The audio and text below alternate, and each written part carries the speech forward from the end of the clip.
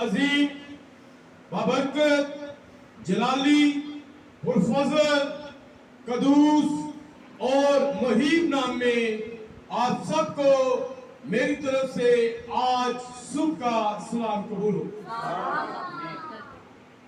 और जैसे कि हम लास्ट संडे आपके दरमियान मैं और भाई असर नहीं थे, भाई इश्तियाक भी नहीं थे,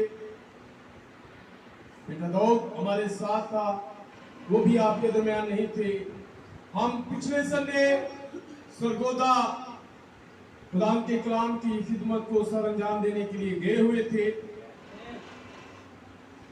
और खुदा ने अपने नाम और जलाल के लिए कसरत के साथ इस्तेमाल किया।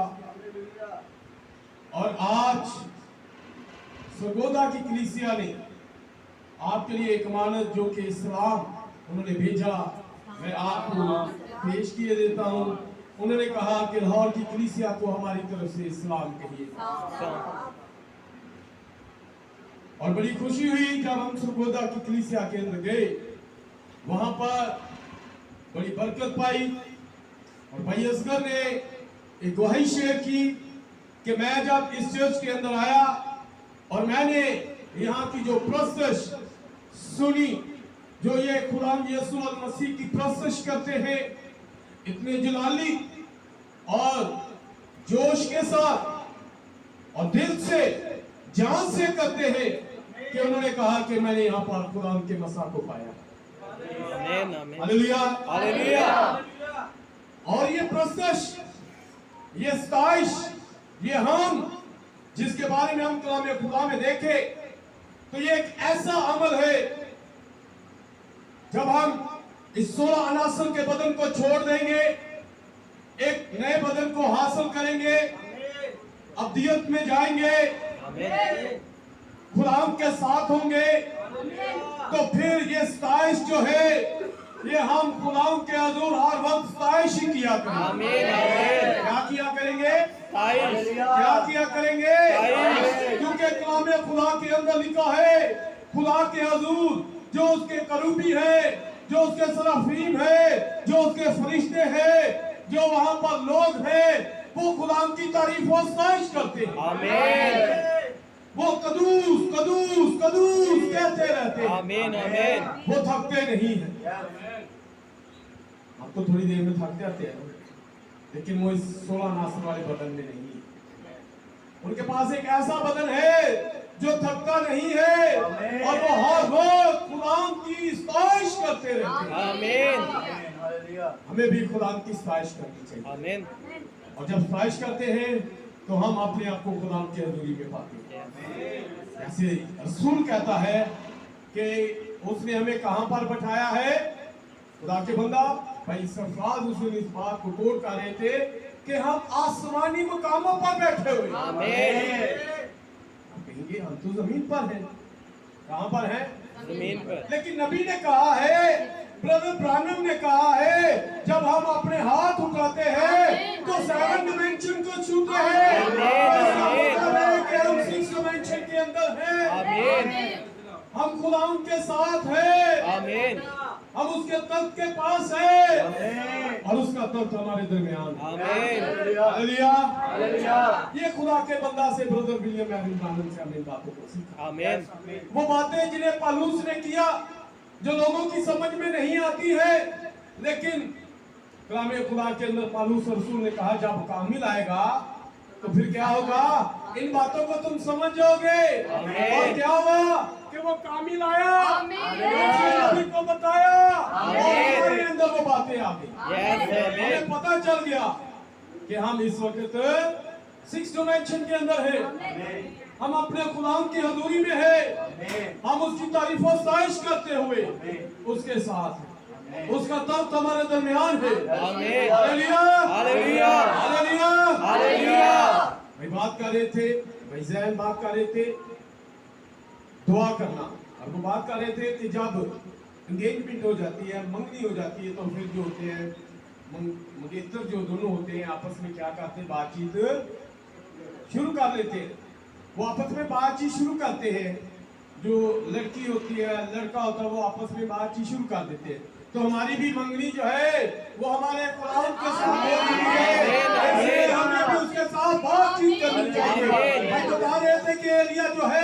वो अपने घुटनों को खुदाम के हुजूर झुकाता था, वो खुदाम से दुआ मांगता था। दाऊद के बारे में बताते हैं कि वो 8 पैर कलाम खुदा के अंदर लिखा है कि वो हर पहर में खुदाम के सामने घुटना नशीन होते थे, वो उसकी हमदो सना करते थे, वो उससे दुआ मांगते थे। अंबिया की जो जिंदगी थी वो दुआया जिंदगी थी, वो खुदा से बात करते थे।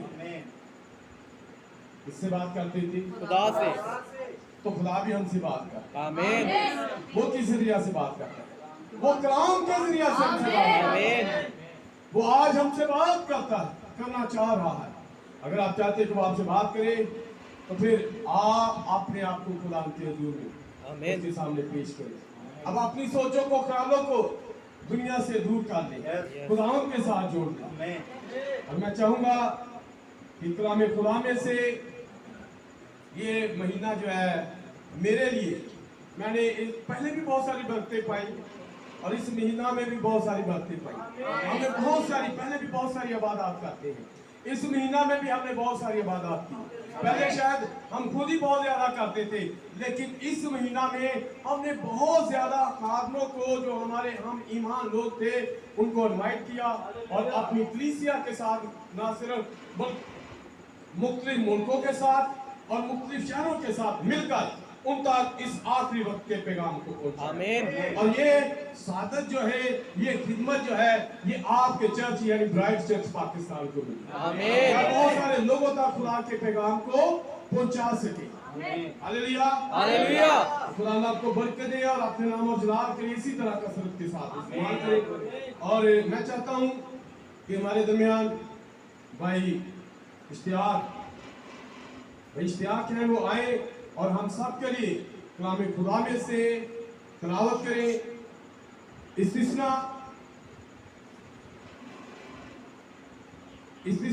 उसका 18 बाब और उसकी 9वीं आयत से लेकर 8वीं आयत तक कलाम खुदा की तिलावत करें। इस्तिस्ना उसका 18 बाब और उसकी 9वीं आयत से 8वीं आयत तक।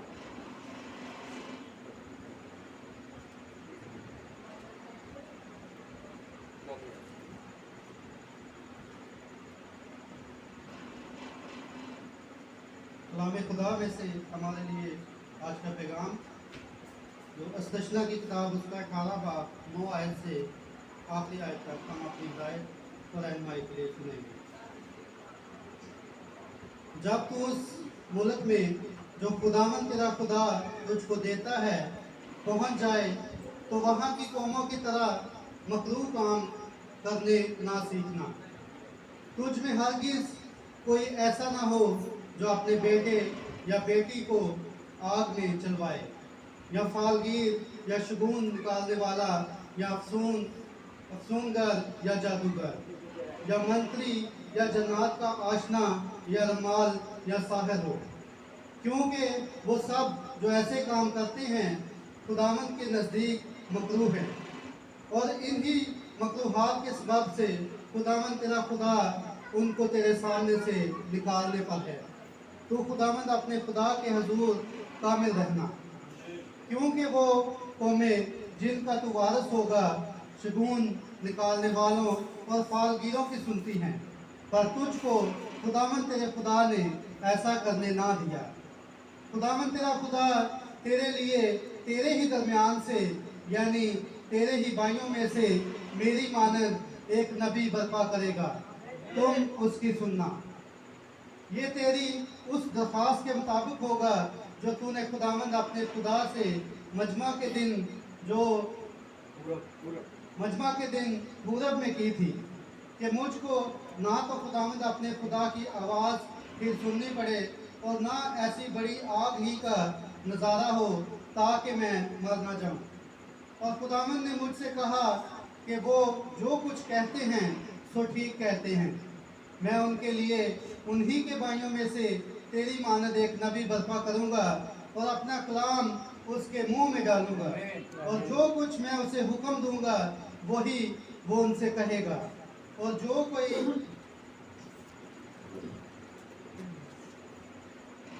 कोई मेरी इन बातों को जिनको वो मेरा नाम लेकर कहेगा सुनेगा, ना सुने तो मैं उनका हिसाब उससे लूँगा। लेकिन जो नबी गुस्ताख बनकर कोई ऐसी बात मेरे नाम से कहे जिसके कहने का मैंने उसको हुक्म नहीं दिया, या और मबूदों के नाम से जो कुछ कहे, तो वो नबी कत्ल किया जाए। और अगर तू अपने दिल में कहे कि जो बात खुदावंद ने कही है उसे हम क्यों कर पहचाने, तो पहचान ये है कि जब वो नबी खुदावंद के नाम से कुछ कहे और उसके कहे के मुताबिक कुछ वाक़या या पूरा ना हो, तो वो बात खुदावंद की कही हुई नहीं, बल्कि उस नबी ने वो बात खुद गुस्ताख बनकर कही है, तो उससे खौफ ना करना। आमीन। हालेलुया। आप सब अपनी जगह पर बैठ सकते हैं।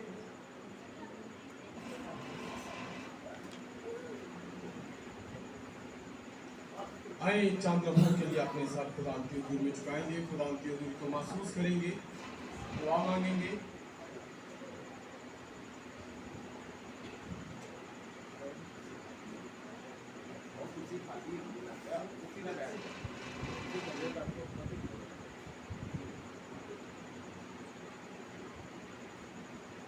आइए हम साथ दुआ मांगे।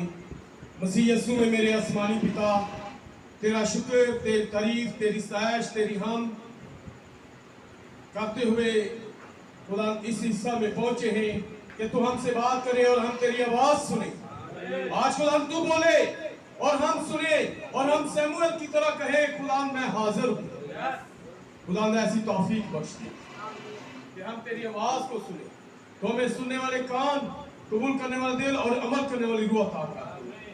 तेरा कलाम हम सब की जिंदगियों में जलाल पाए। चुनेगा खुदा, बड़ी बरकत बख्शना, अपने नाम और जलाल के लिए कसरत के साथ इस्तेमाल करना। इसी यीशु के नाम से मांगते और पा लेते हैं। Hallelujah, hallelujah, hallelujah, hallelujah, hallelujah. आप सब जानते हैं कि हमारे पास पिछले दिनों में कुछ प्रोग्राम आए और 2 संडे उन्होंने मुनादी की और एक संडे मुझे आउट ऑफ सिटी जाना पड़ा, जिसकी वजह से इस महीने का पहला संडे और आखिरी संडे मैं आपके दरमियान आज कलाम खुदा की खिदमत सर अंजाम दूंगा। कितने लोगों को याद है? हालेलुया। काफ़ी लोग, तकरीबन सभी याद रखे हुए, कुछ चंद लोग हैं जिनको याद नहीं। तो पहले संडे तो मैंने मुनादी की थी और आपको याद होगा किस पे बात की थी? हाँ, मूसा की लाश का क्या हुआ, ईस्टर सील पे बात की थी हमने, जी उठने की मोहर के बारे में बात की थी हमने। हालेलुया।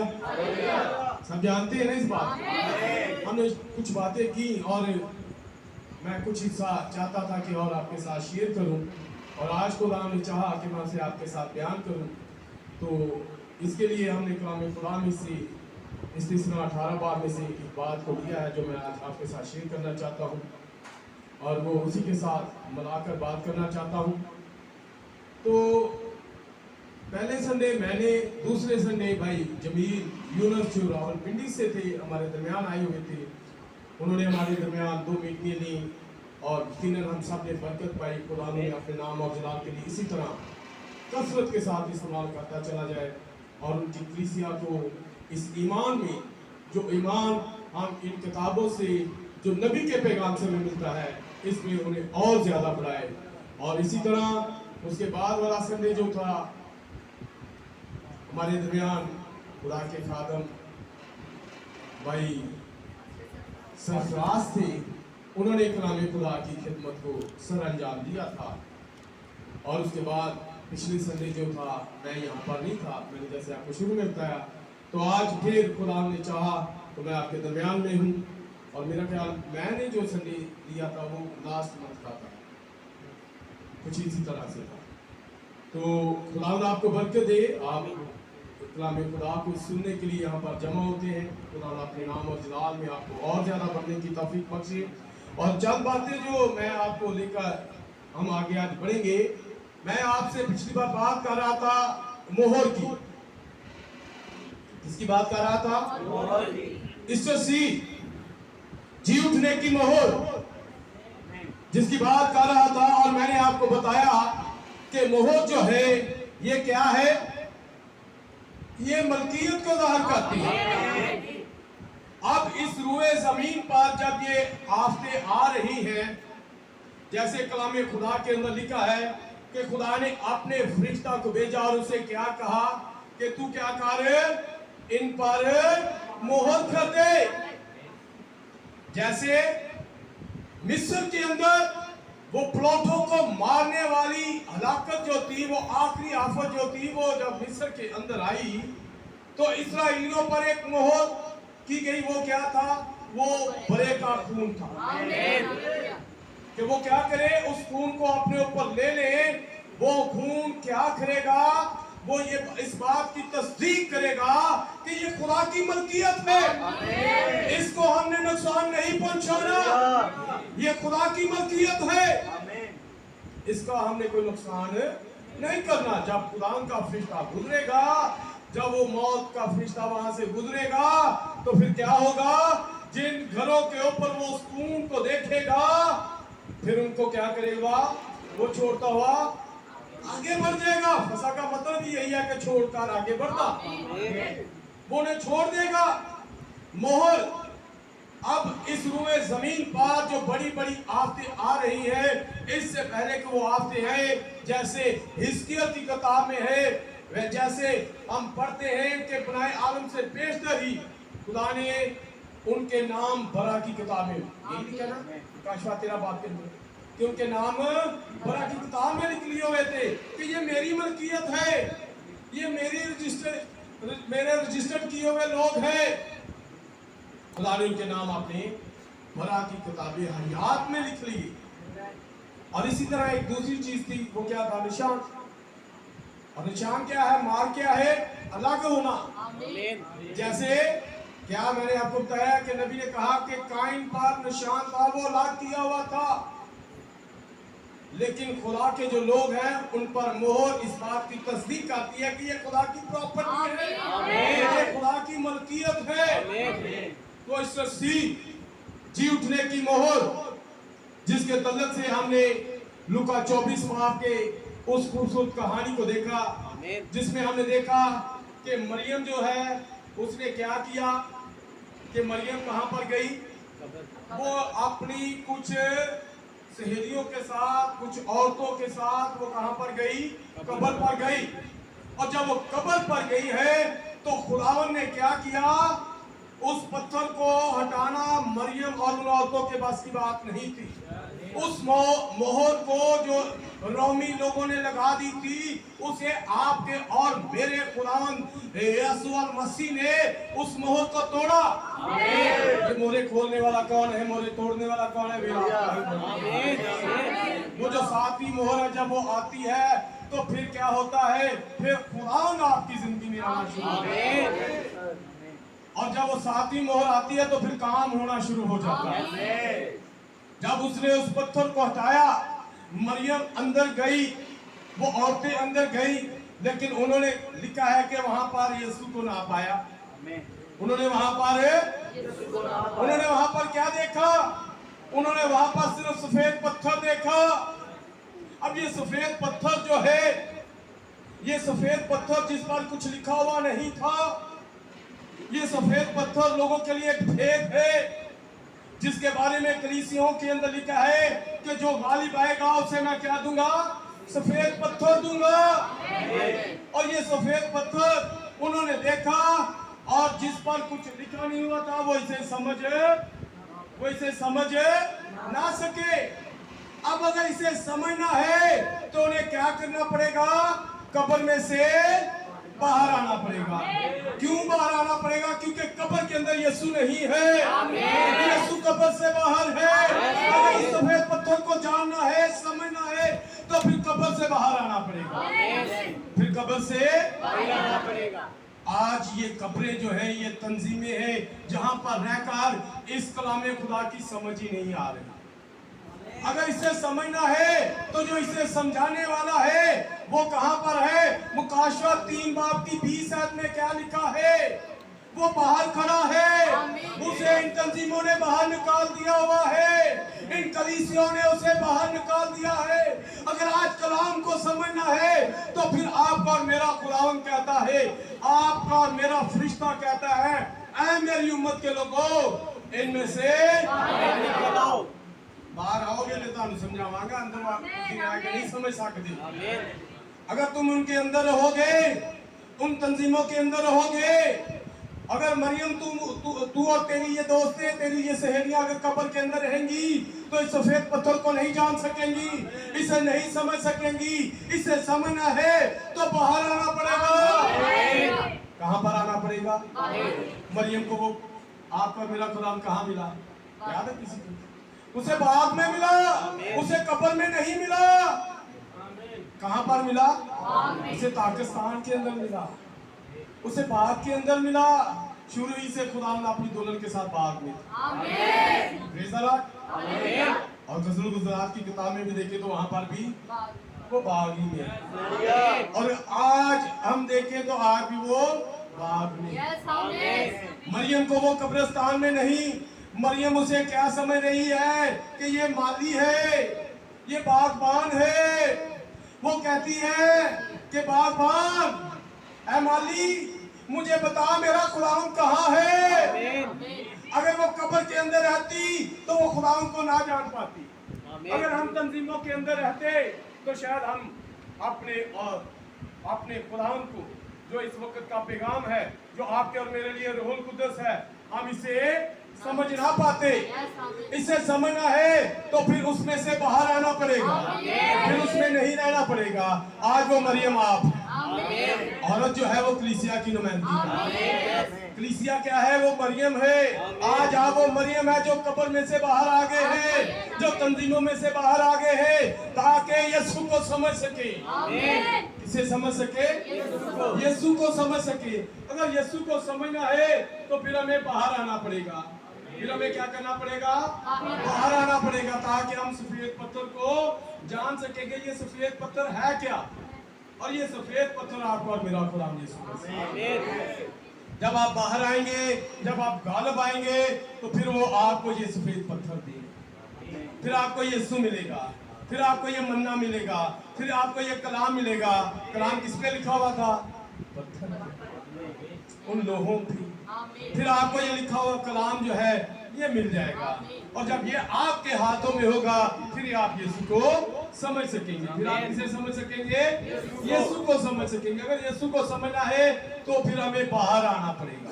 फिर हमें क्या करना पड़ेगा? हमें बाहर आना पड़ेगा, ताकि हम इस सफेद पत्थर के का जो मुकाशवा है इसे समझ सकें। हालेलुया। इसके ऊपर क्या लिखा है? इसके ऊपर आपके और मेरे इस जमाने का पैगाम लिखा है, जो इस जमाना में आपके और मुझे मिल गया है। और जब इसके बारे में हम देखते हैं तो मरियम ने जब आकर अपने भाइयों को, किनको?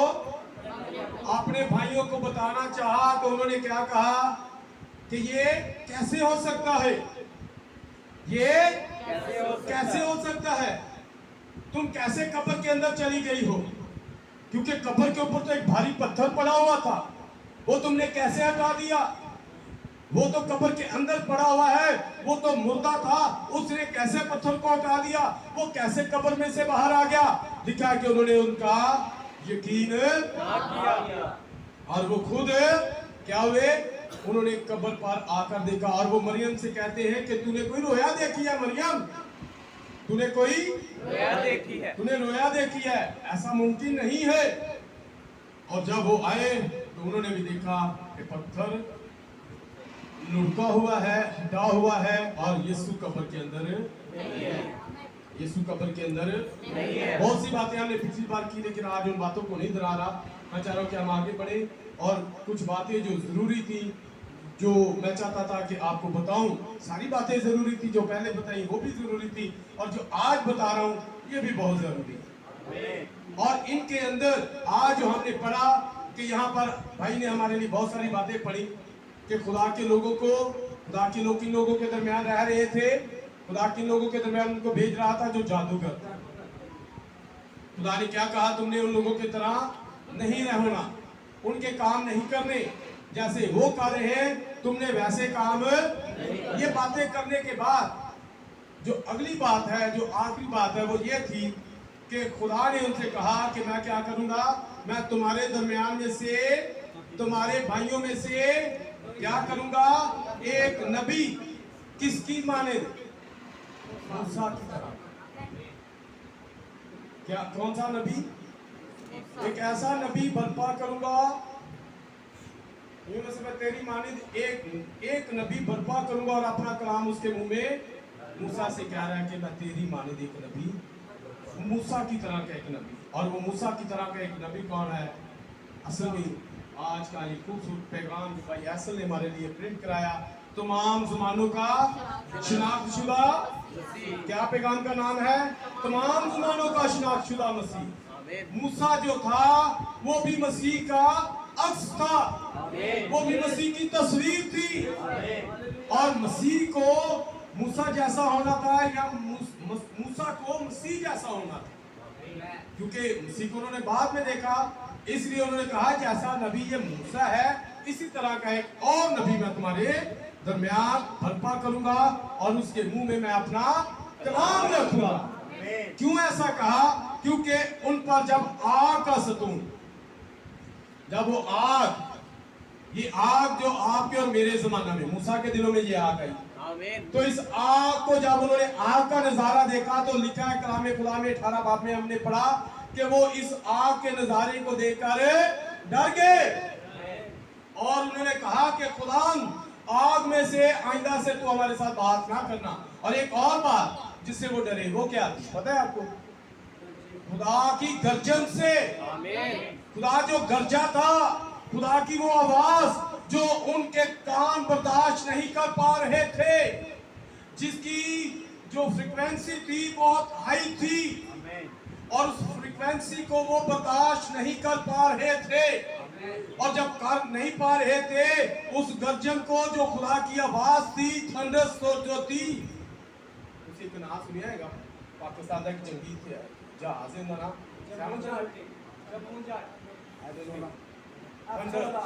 थंडर जो है, यानी ऐसा जहाज, जंगी जहाज जिसकी आवाज जो है इतनी ज्यादा आवाज होती कि कान बर्दाश्त नहीं कर पाते। बच्चे जो होते हैं वो डर जाते हैं। कुछ ऐसे लोग जो उस थंडर्स को, जब उस गर्जन को, उस आवाज को सुनते हैं तो वो डर जाते हैं। तो इस थंडर से, उस जहाज की जिसका नाम थंडर है, उससे कहीं ज्यादा आपके और मेरे खुदा की आवाज की गर्ज थी, जिससे वो इस्राएली डर गए। और उन्होंने कहा कि खुदा ये गर्जन जो है, ये थंडर्स जो है, ये हमारी बर्दाश्त से बाहर है। अब तू क्या कर? अगर तू ये चाहता है कि हम तक पहुंचाए, तो इसके लिए क्या कर? एक बदन को इस्तेमाल कर, एक शख्स को इस्तेमाल कर, तू उसमें से होकर हमारे साथ बात कर, क्योंकि हम डायरेक्ट तेरी आवाज को नहीं सुन सकते। इसी तरह ये आपका और मेरा खुदा जब 28 फरवरी 1963 को एरिज़ोना के पहाड़ पर आया, तो मुकाशा के अंदर लिखा है 10वें बाब में कि वहां पर क्या हुई? 7 गज की आवाजें पैदा हुई। ये गज की आवाजें जब पैदा हुई, तो वहां पर एक बड़ा धमाका हुआ, जैसे उस वक्त इस्राएलियों के दिनों में हुआ, जब वो उस मंजर को देखकर डर गए। इसी तरह एरिज़ोना के पहाड़ पर भी एक ऐसा वाकया पेश हुआ जिससे एक खौफ तारी हो गया। और नबी कहते हैं कि मैंने समझा कि अब मैं बचने का नहीं हूं। ऐसी आवाज सुनी, ऐसा धमाका सुना, ऐसी थंडर्स सुनी, और जब उस थंडर्स को सुना, तो जो डर और खौफ पैदा हुआ। इसीलिए खुदा ने किसको कहा? यूहन्ना को, कि क्या कर? इन गर्जन को, इन थंडर्स को, इन आवाजों को पोशीदा रख। तूने सुन ली है कलीसिया, दुल्हन तूने, यूहन्ना, आज वो यूहन्ना आप है या नहीं है? यूहन्ना क्या है? वो आसमान पर उठाया गया, वो खुदावंत के साथ एक हो रहा। क्या आप उठाए जाने वाले? अगर आप उठाए जाने वाले, तो यूहन्ना आपकी एक तस्वीर है जो बाइबल के अंदर है, और आज वो आप यूहन्ना है जिसने इन गर्जन की आवाजों को सुना, और खुदा ने कहा कि इन गर्जन को, इन आवाजों को क्या कहा, तू अपने पास पोशीदा रख, ये तेरे लिए है, इन्हें तहरीर न कर, इन्हें तहरीर ना कर। ये किसके लिए है?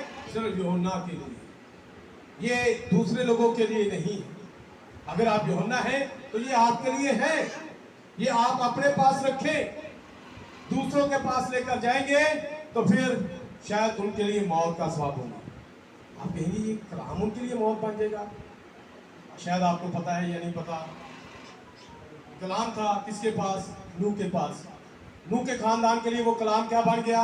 जिंदगी। लेकिन जिन लोगों ने नहीं माना उनके लिए वो कलाम मौत बन गया। ये कलाम जिसके बारे में हम पढ़ते हैं कि मूसा को क्या कहा गया था, तू अहद का संदूक बनाना, उसके अंदर इस कलाम को रखना। और जब हम देखते एली काहन के दिनों में, और एली काहन के दिनों में ये संदूक, सामुएल के दिनों में ये संदूक क्या हुआ, कहां पर चला गया?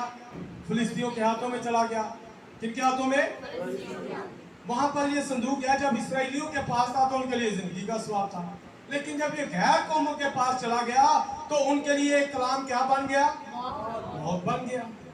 उन्होंने देवता डेग गया, उन्होंने देवता टूट गया, उन्होंने लोगों के अंदर बीमारियां हो गई, उन्होंने ट्यूमर हो गया, गिल्टियां बन गया, मौत आ गई उन्होंने। ये कलाम जो मानने वाले हैं, जो यूहन्ना है, उनके लिए तो ये जिंदगी है, लेकिन जो इसे रद्द करने वाले हैं उनके लिए ये मौत है। आमीन। ये सबके लिए नहीं है। यूहन्ना तू क्या कर, इन गर्ज की सातों आवाजों को पोशीदा रख, इनको, क्योंकि जब तू औरों के पास लेकर जाएगा वो ठट्ठों में उड़ाएंगे।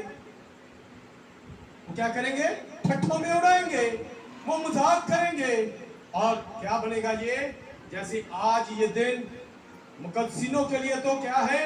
बुजुर्ग है, लेकिन जो मुकद्दसीन नहीं है उनके लिए ये हौलनाक दिन है। आमीन। जैसे वो दिन आप देखें, अब्राहम के लिए तो वो दिन अच्छा दिन था, लेकिन सदूम और अमूरा के लोगों के लिए वो हौलनाक दिन था। आमीन। जैसे 70 मसीही में यीशु मसीह के शागिर्दों के लिए वो 70 मसीही वाला दिन, जब जनरल टाइटस ने उन पर हमला किया, उनके लिए वो दिन तो कौन सा दिन था? बुजुर्ग दिन था। आमीन। लेकिन जिन्होंने यीशु मसीह को रद्द किया, मसलूब कर दिया और कहा कि इसके खून का जो इल्जाम है वो हमारी गर्दन पर हो, उनके लिए वो क्या बन गया दिन? हौलनाक। वो हौलनाक बन गया। आमीन। नूह के दिनों में नूह के लिए और नूह के खानदान के लिए तो वो दिन बुजुर्ग दिन बन गया, उनके लिए जिंदगी का, उनके लिए जिंदगी का दिन बन गया। लेकिन जिन लोगों ने कलाम को रद्द कर दिया उनके लिए हौलनाक दिन। आमीन। आज भी ऐसा ही है, जो कलाम को रद्द करते हैं उनके लिए ये दिन हौलनाक दिन, उनके लिए बड़ी बड़ी परेशानियां आने वाली है, और उनकी जिंदगी के अंदर शायद हो भी सकती, दुल्हन पर भी हो सकता कुछ मुशक्कत, क्योंकि 5 का जो अदद है, नबी कहते हैं ये मुशक्कत का, मेहनत का, कुछ कहोगे कोई तरीके जिक्र है, इसका फसल का भी है, लेकिन ये चीज़ें भी साथ हैं, मुशक्कत और मेहनत भी साथ है, इसका भी दिन है। नबी ने बताया कि लेबर, इसके भी जैसे ग्रेस के कितने हरफ हैं? अल्फाबेट 5, लेबर के भी 5, तो इसी तरह ये भी साथ साथ है। तो बात कर रहे थे कि हमें बाहर आना पड़ेगा। मरियम ने, वो मरियम को मजाक कर रहे कि तूने शायद कोई रोया देखी। हमने पिछली बार कुलेपास की बात की। आमीन। कुलेपास क्या कह रहा था? वो यरूशलेम को छोड़ रहा था। लुका 24 बार में, हाँ ठीक है। आमीन। मैंने आपको बताया जहाँ पर यीशु होता है वहाँ पर शोर, आमीन। जहाँ पर यीशु होता है वहाँ पर शोर का मतलब क्या है? कि जिंदगी है यहाँ पर। जितने कोई शोर नहीं है ना, मतलब है डेड, वहाँ पर मौत। आमीन। अगर यहाँ पर आपका और मेरा खुदावंद है तो यहाँ पर जिंदगी है, क्योंकि जब कलाम आता है, जिस तरह बात शुरू तो गल कर रहे सर, दुआ करते, खुदा के साथ बात करते हैं, साजिश करते हैं, इसलिए कि हमने आने वाले दिनों में ऐसे ही करना है। लेकिन जब कलाम आता है तो बेदारी आती है, जो मौत की है, मुर्दगी है, ये खत्म हो जाती है। और जब जिंदगी होती है तो फिर शोर होता है, फिर हालेलुया होता है, फिर होशना होता है, फिर प्रेज द लॉर्ड होता है। आमीन। जय मसीह दी होता है। Hallelujah, hallelujah. बात कर रहे थे कुलेपास की कि पिछली बार हमने उस पर बात की कि क्लेपास और उसका एक साथी वो क्या कर रहे थे, किसको छोड़ रहे थे, वो यरूशलेम को छोड़ रहे थे, वो खुदाम के घर को छोड़ रहे थे, वो सालम के शहर को छोड़ रहे थे। यरूशलेम, वो यरूशलेम जो आपके और मेरी माँ, और माँ क्या है, कलीसिया है। वो मैसेज को छोड़ रहे थे, वो कलाम को छोड़ रहे थे, और जब उसे छोड़ रहे थे तो लिखा है कि वो कहां पर, तकरीबन 6 मील के फासले पर, कहां पर, 6 मील के पास। वो अमावस की तरफ जा रहे थे। किसकी तरफ जा रहे थे, अमावस की तरफ जा रहे थे। और रास्ता में उनको कौन मिल गया, क्या आप अगर सफर कर रहे हैं तो आपको यीशु मिल जाए तो ये क्या बात, कितनी खूबसूरत बात। उनका सफर खूबसूरत बनाने के लिए, उनके सफर को अच्छा बनाने के लिए, एक दिन की होया, एक मुर्दा जा रहा है, तो कहोगे मुर्दा के लिए जा रहे, बल्कि मुर्दे को लेकर जा रहे थे। किसके कौन से मुर्दे को याद है, नैन शहर के बेवा को, मुर्दे को लोग लेकर जा रहे थे। वो कब्रिस्तान का सफर कर रहे थे, लेकिन क्या हुआ, जब वो कब्रिस्तान की तरफ सफर कर रहे हैं तो रास्ता में, उनके सफर में उनकी मुलाकात यीशु मसीह से हो गई। ये जिंदगी की रोटी है, जो जिंदगी का पानी है, जो जिंदगी का दरवाजा है, जो राह को जिंदगी है। जब उस नैन शहर की बेवा के बेटे को जब वो कब्रिस्तान की तरफ लेकर जा रहे हैं, उस लाश को लेकर जा रहे हैं, तो उस लाश की जब उस मुर्दा बदन का जब वो मुलाकात जो है वो जिंदगी के मंबा से हो गई है, आप जो मेरे खुदावन से हो गई है, तो वहां पर मौत ने शिकस्त पाई और जिंदगी वहां पर मुर्दा जी उठा। आज हम भी एक सफर की हालत में है। मिस्र में से जब इस्राएली निकल कर आए तो उनके सफर में उनके साथ खुदा था। और जब वो सफर में थे, बियाबान में थे, तो बियाबान के अंदर कोई हॉस्पिटल नहीं था, ना गंगाराम सी, ना यूसीएससी, ना जनरल सी, ना मेयो अस्पताल सी, ना कोई और बड़ा हॉस्पिटल था, बल्कि उनका शाफी जो था वो आपका मेरा खुदा था। और उनके पास जो है कि डॉक्टर का किस्सा नाम मूसा है, और वो ये लिखा देता था यहोवा शाफी है, यीशु शाफी है, यीशु निजात देने वाला है, यीशु शिफा देने वाला है। उनके सफर में, उनके सफर को अच्छा बनाने के लिए उनके साथ यीशु था। आज अगर हम भी एक सफर कर रहे हैं, हम भी अब इन तंजीमों में से निकल कर न्यू यरूशलेम की तरफ बढ़ रहे हैं, तो आज हमें भी अपने साथ इस बादल को लेने की जरूरत है। जो उनके ऊपर ये बादल ठहरता था, ये आग का सतून जो उनके ऊपर ठहरता था, आज हमें भी इस आग के सतून को जो आपके और मेरे जमाना में है, हमें इसे अपने साथ लेने की जरूरत है। ताकि जब ये हमारे साथ होगा तो फिर सफर सुहाना होगा, सफर अच्छा गुजर जाएगा। ये क्लेपास और उसके साथ एक साथी है जिसका नाम नहीं लिखा हुआ, ये साथी शायद हम लोग हैं जिसका नाम वहाँ पर नहीं। ये जो हिडन नाम है, ये जो हिडन है, ये हम लोग हैं जो आने वाले दिनों में खुदा को कबूल करने वाला, जिनकी आंखें वो खोलने वाला था, ये शायद हम वो लोग थे। ये क्लेपास के साथ जो शख्स था जिसकी वो आंखें खोलने वाला था, ये शायद हम थे। और लिखा है जब वो वहां से गुजरे तो वो यीशु से बातें, यीशु उनके साथ आ मिला, यीशु ने उनसे बातचीत करना शुरू कर दी। उन्होंने यीशु से बातचीत, जब वो बातें कर रहे थे, यीशु ने उनसे पूछा कि ये क्या बातें कर रहे हो। उन्होंने कहा क्या तू अकेला ही एक शख्स है जिसे ये पता नहीं है कि क्या यरूशलेम में इन दिनों में क्या हुआ है। यरूशलेम में एक बड़ा काम हुआ है। हमारा एक उस्ताद था जिसका नाम यीशु था, जिसका नाम यीशु था। वो बड़ी कुदरत के साथ मोज़े करता था, वो अंधों को आंखें देता था, वो बहरों को बड़े अजीब तरीका के साथ ठीक कर देता था। वो गूंगों को बड़े अजीब तरीका के साथ ठीक कर देता था। वो थूक लगाता था और गूंगे बोलना शुरू हो जाते थे। वो पैरों की कानों में उंगलियां डालता था, पहले सुनना शुरू हो जाते थे। वो लंगड़ों से कहता था, लंगड़े चलना शुरू हो जाते थे। वो मट्टी को बोलता था और आंखें बना देता था। वो मुर्दों को कहता था, मुर्दे जी उठते थे। वो बड़ी कुदरत के साथ काम करता था। लेकिन यहूदियों ने और फकी और फरीसियों ने और रोमी लोगों ने क्या किया है? हमारे खुदा को मसलूब कर दिया, उसे मार दिया है। आज तीसरा दिन हुआ है। आज तीसरा दिन हुआ है। हमारी कुछ बहनें हैं, वो कहती हैं कि यीशु जी उठा है, यीशु जी उठा है। वो इस बात को शायद नहीं मान रहे। उनका सफर जो था शायद एक लंबा सफर था, शायद 6 घंटे का लंबा सफर। तो यीशु ने उनसे क्या कहा? ऐ बेवकूफो! यीशु ने उनसे क्या कहा? ऐ बेवकूफो, ऐ नादानो, नबियों की सब बातों पर यकीन करने में सुस्त एतकादो। नबियों की सब बातों पर यकीन करने में सुस्त एतकादो। क्या तुम्हें नहीं पता? क्या तुम्हें नहीं पता कि नबियों ने उसके हक में क्या कहा था? नबियों ने, मूसा ने कहा था कि खुदा मेरी मानिद एक नबी भेजेगा। खुदा मेरी मानिद। क्या तुम्हें नहीं पता कि दाऊद ने उसके बारे में क्या कहा था? दाऊद ने कहा था कि खुदा का मकदस जो है वो सड़ने की नौबत तक नहीं पहुंचेगा। खुदा का मकदस जो है, खुदा जिसमें रहता है, खुदा की जो हैकल है, खुदा जिसके अंदर रहता है, वो सड़ने की नौबत तक नहीं पहुंचे। क्योंकि 72 घंटे के बाद क्या होता है? वो बदन जो होता है वो गलना सड़ना शुरू हो जाता है।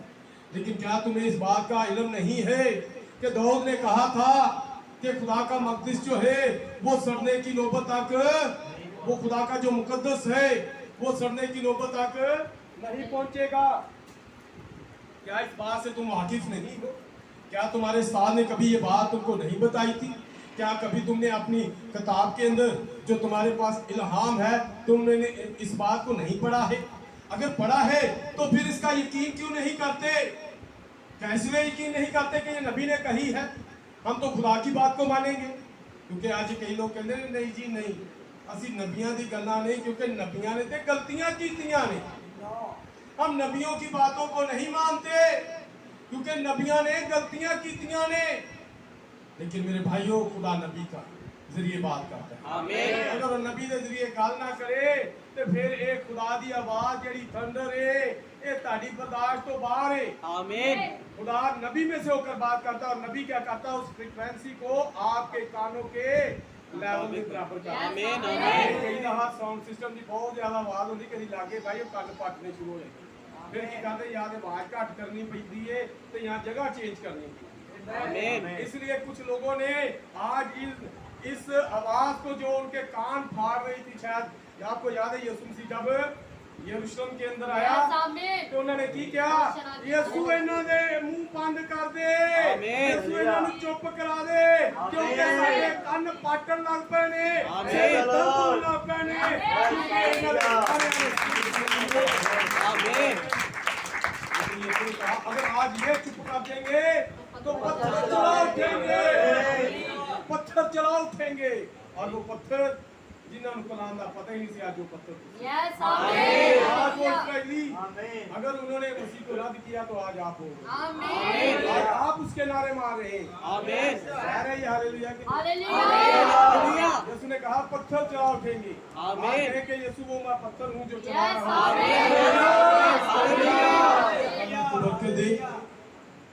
पत्थर चला उठेंगे। आमीन। यीशु ने कहा नबियों की सब बातों पर यकीन करने में सुस्त का दो। आज खुदा ने हमें एक नबी दिया है, एक नबी दिया है। कौन सा नबी दिया है?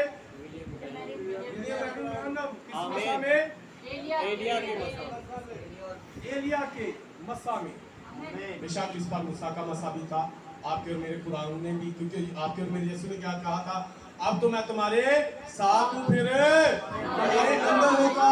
और आपके और मेरे खुदा ने ब्राह्मण कौन सा? ब्राह्मण ये कुछ भी नहीं था, बल्कि इसके अंदर मसीह होगा ये सब। और नबी ने कहा है कि मेरा सब तो बड़ा दुश्मन कौन है? खुद ब्राह्मण। लेकिन जब इसके अंदर मसीह है तो फिर मुर्दे जिंदा हो रहे हैं।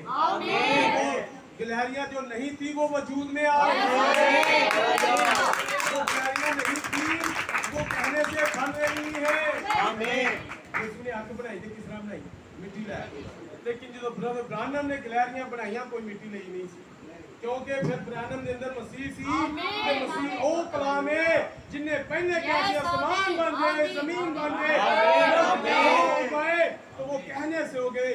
ब्राह्मण के अंदर जब वो मसीह आ गया तो ब्राह्मण ने जब कहा गिलहरियां बन जाए तो गिलहरियां बन गई। Hallelujah, hallelujah, hallelujah, hallelujah. नबियों की सब बातों पर यकीन करने में सुस्त रहता। शायद आज आप तो नहीं है। अगर आप इस बात पर कि ये बात कहीं आप पर पूरी तो नहीं होगी, कभी आप यकीन करने में सुस्त एतकाद तो नहीं है। अगर सुस्त एतकाद है तो आज इस सुस्त एतकादी को अपने अंदर से दूर कर। उस शख्स की तरह जिसने कहा, ऐ खुदाम मेरी बेएतकादी दा इलाज कर दे, ये बेएतकादी मेरे जो जांदी रहे, मैं तेरे ते एतकाद करा। मैं सिर्फ कह सका ओनली बिलीव, ओनली बिलीव, ईमान रखो, सब कुछ मुमकिन है। Hallelujah, hallelujah. ईमान रखें कि खुदा ने जो नबी आपके मेरे लिए भेजा, एलिया भेजा। आमीन। क्यों एलिया भेजा? क्योंकि एलिया गैर कौमां दा भी ते इस्राएलियां दा भी नबी है। आमीन। बाकी दे जेड़े नबी ने ना वो इस्राएलियां दे नबी ने। एलिया गैर कौम दी और सारपत दी बेवा कोल भी गया। इसी तरह एलिया आपके और मेरे पास भी आ गया। आज वो बेवा हम है जिसका शोहर नहीं था, जिसका शोहर नहीं था, यीशु ने हमें ले लिया है। उसने हमारे साथ अपना निकाह कर लिया है ताकि हम उसकी बीवी हो सके। वो हमारे साथ एक हो रहा। जैसे दूल्हा यीशु जो है उसके अंदर कलाम था, इसी तरह दुल्हन के अंदर भी। Hallelujah, hallelujah. तो बात कर रहे थे नबियों की सब बातों पर यकीन करने में। जब हम इस बात को देखते हैं तो बात कर रहे थे मूसा की। आज जो हमारे लिए भाई ने तिलावत की, वहां पर लिखा है कि मूसा ने कहा कि खुदा मेरी मां ने तुम्हारे लिए एक नबी। अब उन्होंने कहा, यीशु मसीह ने जब उन्होंने कहा कि ये कहती हैं कि यीशु जी उठा है, ये कैसे हो सकता है? तो यीशु ने किससे शुरू किया? देखिए मूसा से शुरू किया। किससे शुरू किया? मूसा से। मूसा से लेकर तमाम नबियों के बारे में। मूसा के बारे में क्यों? क्योंकि यीशु यहाँ पर जैसे लिखा है तमाम जमानों का शनाख्तशुदा मसीह। हमें इसका पता होना चाहिए। कितने लोग जानते हैं मूसा के बारे में? आमीन। लेकिन एक सवाल जो है, अक्सर आप जब भी किसी कुड़ी के इकट्ठे होंगे जब कोई मर जाता है तो जो लोग इकट्ठे होंगे तो एक सवाल होता है, मूसा की लाश का की बने, मूसा की कबर किथे आ, मूसा की कबर किथे। लेकिन इसके बारे में जानना है तो फिर हमें बाहर आना पड़ेगा। अगर हम कब्र के अंदर रहेंगे तो फिर नहीं समझ पाएंगे। हमें तंजीम में से बाहर आना पड़ेगा, क्योंकि यीशु मसीह कहां पर है? वो बाहर खड़ा है। आपका मेरा खुदावंद बाहर है। तंजीमों ने यीशु को बाहर निकाल दिया हुआ है। उनके अंदर उनका बिशप राज कर रहा है, उनके अकीदे राज का जो बादशाही कर रहे हैं। लेकिन यीशु कहां पर है? लिखा है वो दरवाजे को खटखटा रहा है, वो बाहर है। अगर आप समझना चाहते हैं तो फिर आपको बाहर आना पड़ेगा, फिर आपको मरियम बनना पड़ेगा। अगर आप मरियम बनेंगे, बाहर आएंगे तो फिर इस बात को समझ पाएंगे। अगर आप कहेंगे नहीं मैंने उसके अंदर रहना है तो फिर इस बात को समझ नहीं पाएंगे, फिर इस बात को समझ नहीं पाएंगे। फिर शायद आपका भी हाल वही उस शख्स की तरह का हो जिसने यीशु मसीह की क़यादत को रद्द कर दिया। यीशु मसीह ने क्या कहा कि तू क्या कहा, सब कुछ बेच गरीबों में बांट दे और मेरे। लेकिन उसने क्या किया? यीशु की क़यादत को उसने फिर वापस अपने चर्च के अंदर जाना चाहा, बाहर नहीं आना चाहा, यीशु के पीछे चलना नहीं चाहा। जैसे आज बंदी गा रहे थे, पीछे मसीह के हमें उसके पीछे अगर चलना है तो फिर हमें अपनी तंजीमों में से बाहर आना पड़ेगा। हमें अपनी मिशनों को बाय बाय कहना पड़ेगा। हमें अपने मसीह के पीछे चलना पड़ेगा। और मेरा खुदावन जो है वो अच्छा चरवाहा है। पिछली बार बात कर रहे थे कि चरवाहा क्या है। उन्होंने एक वीडियो की बात कर रहे थे कि उन्होंने उनके मोबाइल पर एक वीडियो किसी ने सेंड की कि चरवाहा क्या कर रहा है कि उसने देखा कि आगे आग है, वो आग को फलांग कर आगे जा रहा है। किनको दिखा रहा है फलांग कर? भेड़ों को, कि अब यहाँ पर आग आ गई है, अब क्या करना है, यहाँ से फलांगना है, यहाँ से छलांग लगानी है, छलांग लगाकर आगे जाना है। अगर यहाँ से चलकर निकलेंगे तो आग से जल जाएंगे। अब उसने भेड़ों को एक पैटर्न दिया कि यहाँ से छलांग लगानी है। और जब उस चरवाहे ने छलांग लगाई है तो जब उसके पीछे भेड़े क्या कर रही हैं, भेड़ जो होती है, अक्सर आपने एक बात सुनी होगी, भेड़ चाल। भेड़ चाल का मतलब पता क्या होता है कि जिस तरह एक भेड़ जा रही दूसरी ने नहीं उंजी करना है, जो उन्हें किया उस तो अलावा दूसरी ने नहीं करना। ये नहीं कि एक इधर जा रही तो दूसरी, इस तरह बकरियां करती हैं। तो हम बकरियां नहीं बल्कि भेड़े हैं। यीशु भेड़ा का चरवाहा है, बकरियां का नहीं जी। हमने भेड़। और वहां पर वो भाई बता रहे थे कि उस चरवाहे ने क्या किया, आग को फलांग का छलांग लगाकर पार किया। तो भेड़ों ने भी क्या किया, उसने जब एक भेड़ ने छलांग लगाई, दूसरी ने भी छलांग लगाई, तीसरी ने भी छलांग लगाई, ताकि जलने से बच सके, ताकि जलने से बच सके। तो आज हमें भी ऐसा ही करने की जरूरत है, अपने चरवाहे की तरह। जैसा आपका और मेरा चरवाहा है, हमें भी उसी तरह करने की जरूरत है। हालेलुया। तो बात कर रहे थे यीशु। अक्सर सवाल किया जाता है, मूसा दी कब्र कितनी है? पता है किसी?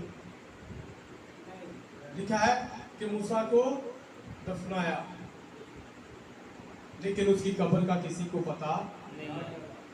उसकी कब्र का किसी को। और इस बात को समझने के लिए यहूदा के खात में अगर आप आए तो यहूदा के खात में क्या लिखा है? लिखा है कि अबलीस और मैकाइल के दरमियान क्या हुई? मूसा की लाश की बाबत बहसो तकरार हुई। आमीन। अबलीस क्या कह रहा है कि ये मूसा जो है ये तो मर गया है, ये तो मर गया है। अब इसकी लाश जो है, इसकी रूह जो है, कि ये अब मेरे पास क्यों नहीं आ रही? मैकाइल, ये क्यों नहीं मेरे पास आ रही? ये मेरे पास आप कहेंगे क्या बात कर रहे? पुराने अहदनामा में जब आप देखें इस बात को, तो जब कोई भी शख्स मरता था तो उसकी रूह कहां पर जाती थी? और पताल कहां पर? यानी जमीन के नीचे, इसी को कहते हैं। तमाम नबियों की रूहें, अगर इस गल समझना है तो पहला शमूएल 28 बाब पढ़ लो। आमीन। 12 आयत अगर 22 आयत तक पढ़ोगे तो वहां पर क्या लिखा है कि शमूएल की रूह को कहां से बुलाया? पताल में से। क्यों? क्योंकि शमूएल की रूह भी नीचे गई। आमीन। आमीन। आपके और मेरे खुदा यीशु मसीह ने लूका 16 बाब के अंदर क्या कहा कि अमीर आदमी मरा, उसे कफनाया और दफनाया गया, और उसकी रूह जो है वो कहां पर है? वो आलम अरवाह में है। और किस हालत में है? आलम अरवाह के अंदर 2 पोर्शन है, 2 हिस्से हैं। एक हिस्सा पैराडाइस और दूसरा हिस्सा है। और वो जो अमीर आदमी है उसकी रूह कहां पर है? वो दोज़ख के अंदर है, वो उस आग की झील के अंदर है, वो जहन्नम के अंदर है। लेकिन वहां पर एक और शख्स जो गरीब लाजर है, उसकी रूह कहां पर है? लिखा है कि वो अब्राहम की रूह, वो पैराडाइस के अंदर है। और मेरे खुदावन ने भी कब? जब वो 33.5 साल जिंदगी के अंदर है। तो वो क्या बता रहा है कि आलम अरवाह कहां पर है? वो नीचे है। वो कहां पर बता रहा है? लेकिन जब मर के जी उठा है, जब मरा है, तो लिखा है कि आपके और मेरे खुदावन कहां पर गए? वो नीचे के इलाका में उतरे। आमीन। अगर आप इफ्सियों 4 बाब उसकी 9 आयत को पढ़े तो वहां पर लिखा है आपको और मेरा खुदावन नीचे के इलाका में उतरा। आमीन। कहां पर उतरा? नीचे के इलाका में उतरा। किस लिए उतरा? क्यों? पहले मैं बात आपको बताना ये चाहता हूँ कि पहले जितने लोग भी थे, चाहे वो नबी थे, चाहे वो रास्तबाज थे, मुफस्सिरीन थे, जो कुछ भी थे, वो मारते थे, ईमानदार मारते थे, तो उनकी रूहें कहाँ पर जाती थी? नीचे के आलम अरवाह में। अच्छे लोगों की रूहें पैराडाइज में, और जो अच्छे नहीं थे यानी खुदा के कलाम की फरमाबरदारी करने वाले नहीं थे, वो कहाँ पर? उस दुख की जगह पर जाते थे, जहाँ पर क्या था उनके लिए? एक बड़ा दुख था, आग थी वहां पर, तड़प रहे थे वो वहां पर लोग, वहां पर जाते थे। और ये लोग वहां पर जो अच्छी जगह पर जाते थे, ये क्यों वहां पर जा रहे थे? उस वक्त भी लोग एक खून के नीचे, किसके नीचे थे? किसके खून के नीचे? बैलों के, बरों के, बछड़ों के, और इन बरों के वो खून के नीचे थे। लेकिन जब आपके और मेरे खुदावंद यीशु का लहू उनके लिए बहाया गया, अब उनकी जगह जो है वो चेंज होती है। अब उनकी जगह चेंज होने के बारे में भी अगर आप देखें तो पौलुस रसूल ने बड़ी खूबसूरत बात, वो जमानों की बात करता है। वो क्या करता है? जमानों की बात। कौन से जमाने? अब एक ऐसा जमाना जैसे आपके और मेरे जमाना के नबी ने हमें डिमेंशन के बारे में बताया। कितनी डिमेंशन? पहली डिमेंशन रोशनी, वक्त, हमारी जिंदगी के मामला, और चौथी फेज। जब हम इस 16 नासर बदन के अंदर हैं तो फिर इन 4 डिमेंशन के अंदर रहते हैं। और इसके बाद जब हम इससे चले जाते हैं, अगर हमने अपनी जिंदगी के अंदर खुदा के कलाम की फरमाबरदारी की है, तो फिर हम कहाँ पर होते हैं? छठी डिमेंशन के अंदर। अगर फरमाबरदारी नहीं की तो फिर 5वीं डिमेंशन के अंदर। 5वीं डिमेंशन क्या है? दोज़ख है, हेल है। और छठी डिमेंशन जब आप खुदा की कलाम की फरमाबरदारी करते हैं तो उसमें होते हैं। तो पौलुस रसूल जमानों की बात करता है। कौन से जमानों की? पौलुस रसूल फजल की और शरीयत की बात करता है। काफी दिनों से भैया दिन हम एक बात सिखा रहे हैं, समझा रहे हैं, सिखा रहे हैं, शरीयत की और फजल की वो बात कर रहे हैं। अभी 20 बार जुमे को उनका जो पैगाम था कुछ इसी तरह का था। वो यीशु की और यकूब की बात करते हैं। फजल यानी यकूब जो है वो फजल है। बेशक यीशु जो है वो बदनी बातों को, बाकी सारी चीज़ों को वो देखता है, लेकिन यकूब जो है वो फजल की एक तस्वीर है। तो इसी तरह हम जिस जमाना के अंदर है, अगर हम पिछले जमाना की बात करें तो वो कौन सा जमाना था? शरीयत का। हम जिस जमाना में रह रहे हैं ये कौन सा जमाना है? फजल का।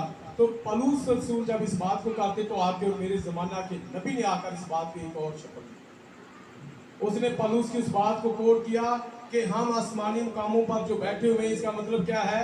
हम 6 डिमेंशन के अंदर हैं। और ये 6 डिमेंशन क्या है? ये फजल है। हम अपने कामों से नहीं है, हम अपने कामों से 6 डिमेंशन के अंदर नहीं जा सकते। हमारे काम जो हैं ये हमें 6 डिमेंशन के अंदर नहीं ले जा सकते। अगर कोई चीज ले जा सकती है हमें 6 डिमेंशन के अंदर तो वो खुदावंद यीशु मसीह का फजल है। Hallelujah, hallelujah, hallelujah. तो बात कर रहे थे इस डिमेंशन की। रूहें जो थी वो कहां पर जाती थी?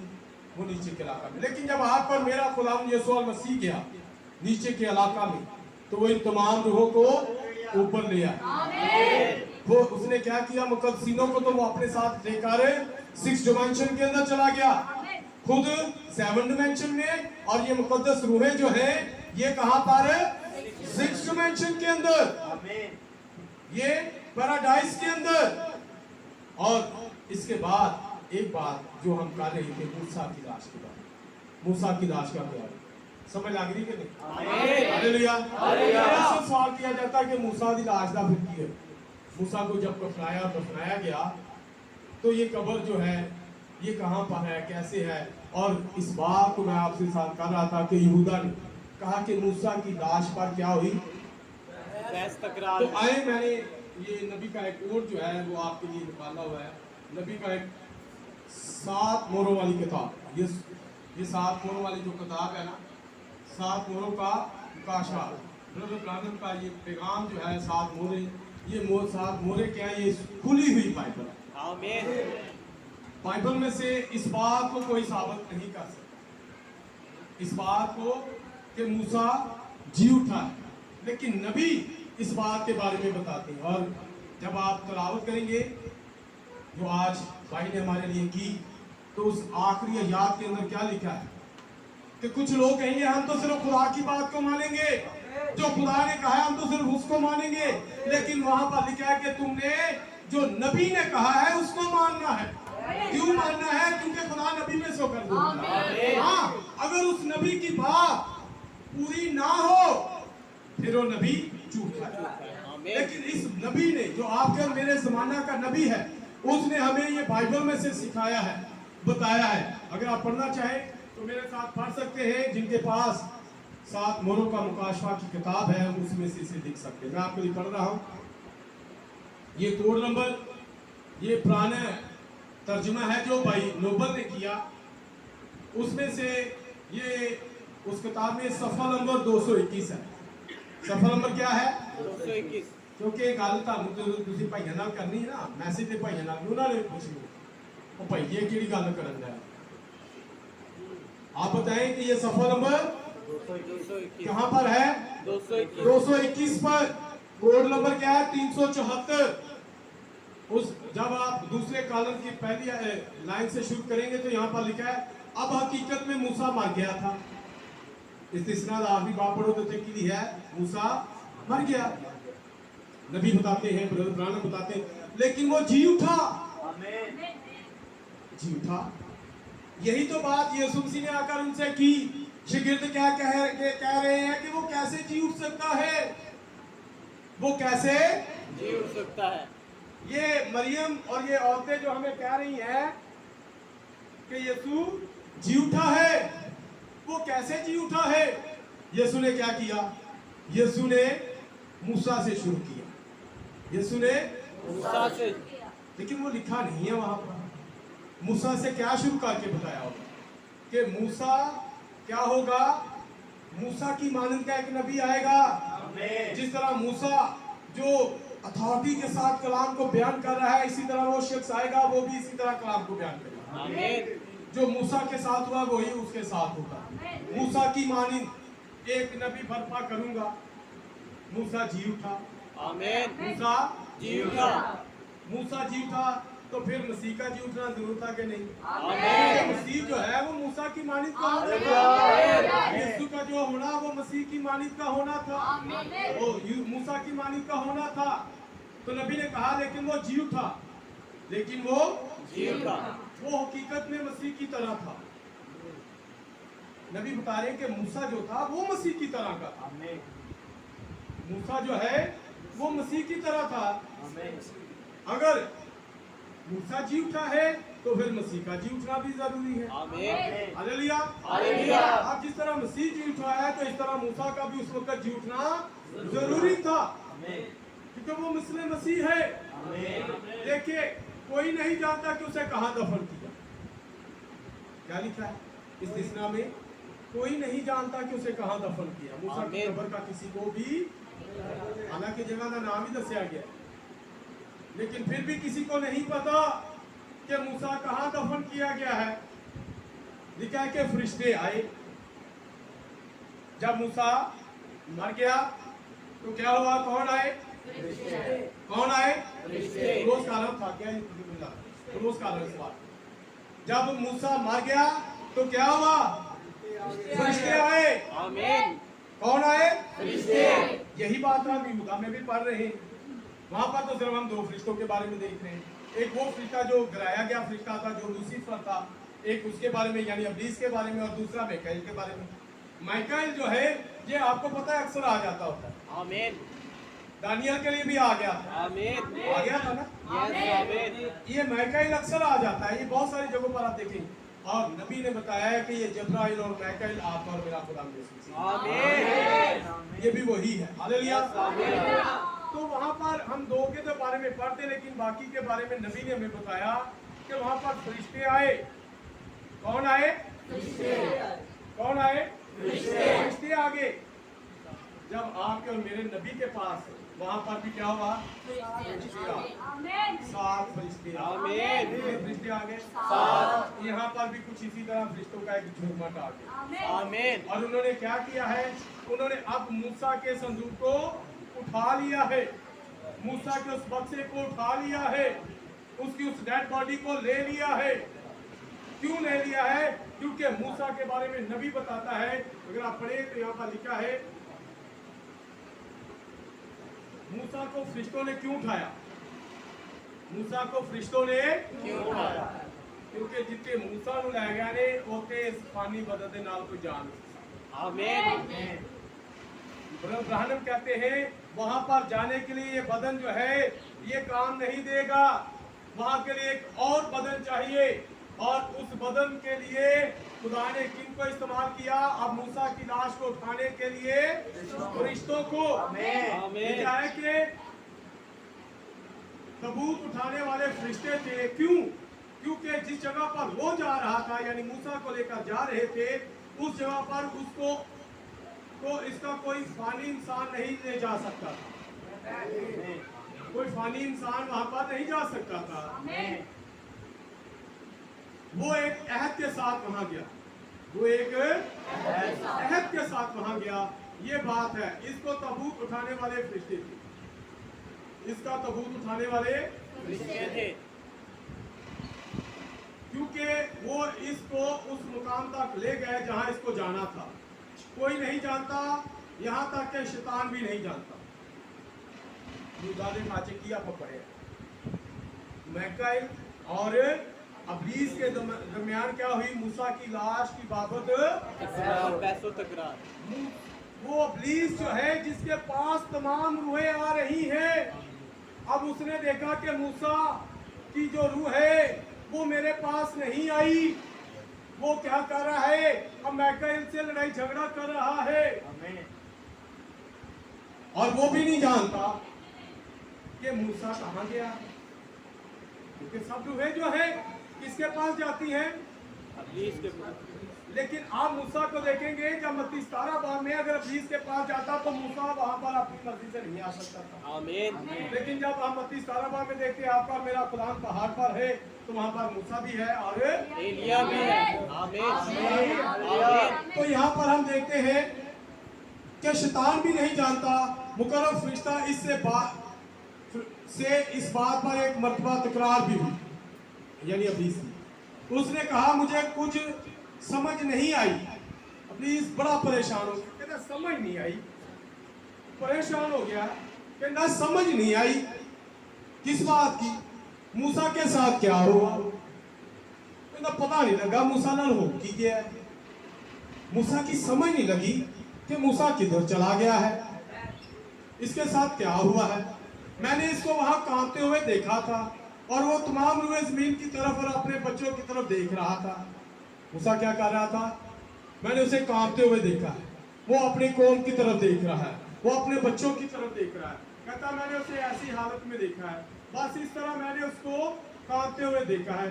लेकिन जब उसने चट्टान पर कदम रखा, मैं उन्हें ऐसी हालत से देखा, कंबदे हुए देखा, थले अपने लोगों को देखते हुए देखा।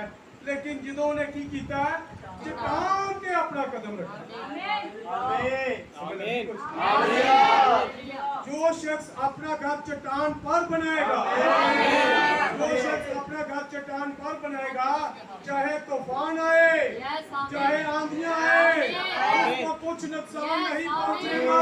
ये चट्टान कौन है? पौलुस रसूल कहता है ये चट्टान आपको और मेरा भाई है। जब वो चट्टान पर खड़ा हुआ, जब वो उस चट्टान पर खड़ा हुआ, जब उसने अपना कदम चट्टान पर रखा है, जब वो चट्टान पर खड़ा हो गया है, आज हमें भी जरूरत है कि उस मुकाशवा पर खड़े हो जाए, जिस मुकाशवा पर कलीसिया बनाई गई है। वो मुकाशवा आपको और मेरा खुदा वो ईमान है, वो मुकाशवा। हमें उस ईमान पर खड़े होने की जरूरत है। और जब उस मुकाम पर खड़ा हुआ तो फिर अबलीस कहना मैनू समझ नहीं लगी कि मूसा नाल होया की। सातों फरिश्ते आए ते मूसा दा संदूक चुक के ले गए। फिर मैं समझ नहीं पाया कि मूसा किधर गया है। नबी बताते हैं, ब्रदर ब्रानम कहते हैं, तो ये आखिरी बार था। कहना जो मैं चट्टान ते वेख्या, फिर आखिरी बारी वेख्या, तो बाद मैं नहीं वेख्या क्यों गया। हालेलुया। हालेलुया। आज हमें भी जरूरत है कि हम चट्टान पर पांव रखें। लोग समझते हैं कि सर हम मौत में से ही गुजरेंगे तो फिर खुदा हमसे साथ मिलेंगे, लेकिन बाइबल ऐसा नहीं कहती। बाइबल ऐसा बाइबल क्या कहती है? अगर आप पढ़े पहला करंथियों 15 बाब उसकी 51 और 52 आयत में लिखा है, हम सब तो नहीं मरेंगे, पिछला नरसिंगा फूंक के ही बदल जाएंगे, पिछला नरसिंगा फूंक के ही बदल जाएंगे, सामने एक नवा बदन मिल जाएगा, हमें एक नया बदन मिल जाएगा। कौन सा बदन? फिर एक थोड़ा थियोफनी बदन मिल जाएगा जिसमें हम अपने खुदा के साथ हैं।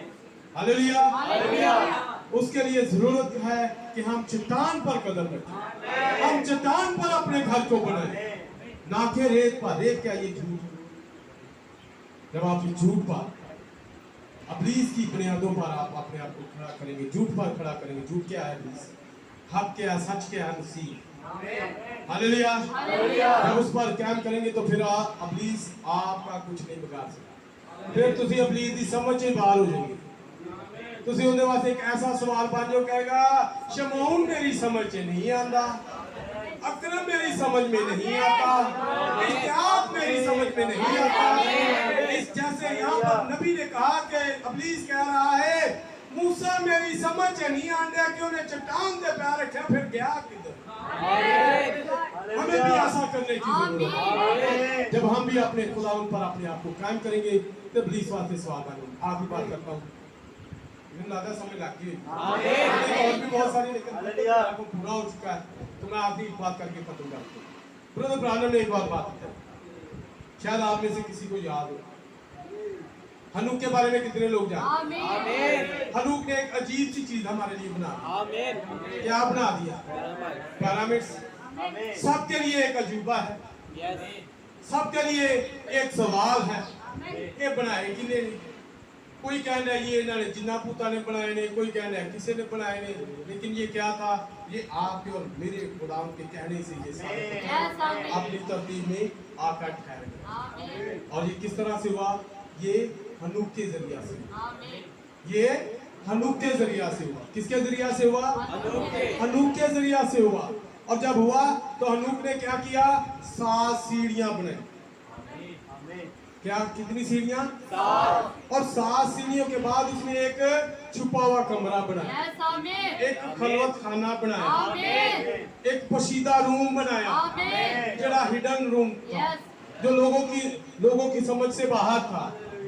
जब उसने वो बनाया तो क्या हुआ? ओते उन्हें एक संदूक रख दिता, ओते उन्हें एक तबूत रख दिता, कहने ली कि जो मैं मरांगा ते मैनू इत्थे रख दे मुझे, लेकिन वो तबूत खाली, वो तबूत खाली है। जब वो 7वीं सीढ़ी पर पहुंचा तो उसकी मुलाकात हो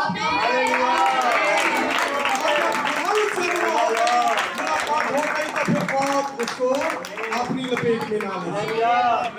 जब आप इन 7 स्टेप्स को पूरा करते हैं, जब आप ईमान को, नेकी को, मार्फत को, परहेजगारी को, सब्र को, दीनदारी को, बरादराना उल्फत को, और जब ये पूरे 7 स्टेप्स कर लेते हैं तो फिर ताड़े ते कोने दे सिरे दा पत्थर मोहब्बत आता है।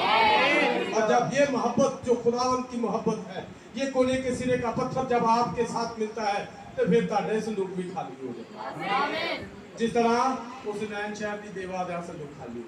शायद आज हम मौत के अंदर हैं, लेकिन वो हमें मौत में से निकाल देगा। Hallelujah, hallelujah, hallelujah. खुदा सबको बरकत। बहुत सारी बातें थी अभी भी करने वाली, लेकिन आखिरी बात करके से खत्म कर रहा हूँ। जिस तरह हनूक को मौत अपनी लपेट में ना ले सकी, क्यों? क्योंकि वो साथ में रखा पाता हूँ, उसका संदूक खाली, उसका संदूक खाली है। जिस तरह मूसा ने अपना कदम चट्टान पर रखा तो वो जी उठा, वो जी उठा। मूसा दे बारे इब्लीस को पता ही नहीं लगन दिया, समझ नहीं आती कि ये मेरी समझ में बाहर हो गया है, बाकी सारे तो मैं अपने कब्जे च लै रहा, लेकिन ये मेरे कब्जे च नहीं आ, उनकी समझ से गल बाहर हो। जब आप पर मेरा खुदाम इस रुए जमीन पर आया, इन लोगों ने उसे सलीब दी, उसे कब्र में रखा, तीसरे दिन वो मुर्दों में से जी उठा। यीशु की कब्र आज खाली है, मूसा की कब्र भी। आमीन। हनूक दा बक्सा कबूत आमीन आमीन ਇਹ ਕਹਿੰਦੇ ਨਹੀਂ ਹੈ सिर्फ बाइबल के अंदर ही तानू दसने वास्ते और काशवा 12 बाब के अंदर जो आपकी और मेरी तस्वीर अबलीस ने बड़ा चाहा कि वो बच्चे ने भी मार लवा और ये बच्चा है क्या ये आप ये आप कलीसिया के अंदर जो मसीह की दुल्हन है ये वो बच्चा है जिसे वो निगलना चाह रहा है लेकिन क्या होगा कि जब ये इस बच्चे का आखिरी सा डिलीवरी होती जब वो पूरे पार्ट्स बन जाते फिर जब वो पूरे पार्ट्स मुकम्मल हो जाते हैं तो फिर डिलीवरी होती है आमीन अब ये क्या होने वाला है ये दुल्हन का आखिरी मेंबर जो है जब इसमें शामिल हो जाएगा तो फिर अबलीस जो निकलना चाहेगा तो ये उनकी समझ ही नहीं आएगी ये दुल्हन हवा से उड़ के आसमान पे चढ़ जाएगी। भाइयों मेरे बहनों अब वक्त है लोगों के लिए एक सवाल बन जाए लोग कहेंगे कि ये लोग जो यहाँ पर इबादत किया करते थे वो हमें ये कहते होते थे लेकिन आज वो यहाँ पर नहीं बहुत सारे लोग जो आज कलाम की ताबेदारी कर रहे हैं फर्माबरदारी कर रहे हैं उनके लोग उनका रिश्तेदार उनके बारे में कहेंगे कि वो हमें ये कहते थे वो हमें वो कहते थे वो हमें ऐसा कहते थे लेकिन आज वो यहाँ पर पता नहीं वो कहाँ चले गए उन्होंने समझ ही नहीं आएगा क्यों नहीं आएगा क्योंकि उनकी समझ में कलाम नहीं आया था तो तुसी कलाम बन गए तो तुसी भी उन्होंने समझ ही नहीं आया हालेलुया जिस तरह अबलीस की समझ में नहीं ना आ रहा इसी तरह उन्होंने भी समझ नहीं क्योंकि अबलीस ने क्या किया उनको गुमराह कर उन्होंने अपने पीछे ला लिया काली भाई इमानुएल बड़ी कुछ बात कर रहे थे कि ये लोग जो 20 लाख की तादाद के लोग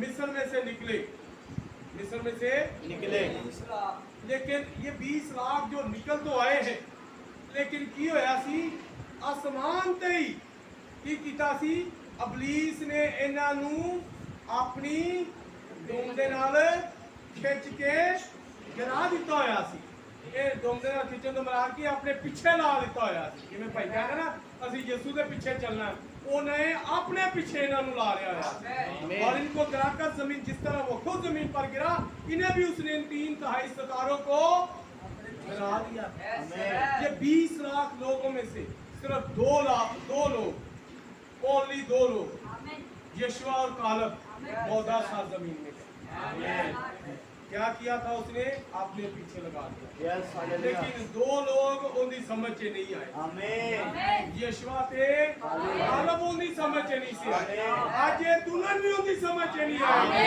दुल्हन भी बहुत जल्द जिस तरह यशवा और कालब मौदा सर जमीन में गए हम भी बहुत जल्द न्यूज़ यरूशलेम के अंदर जाएंगे हालेलुया हालेलुया सबको बड़ी बरकत दें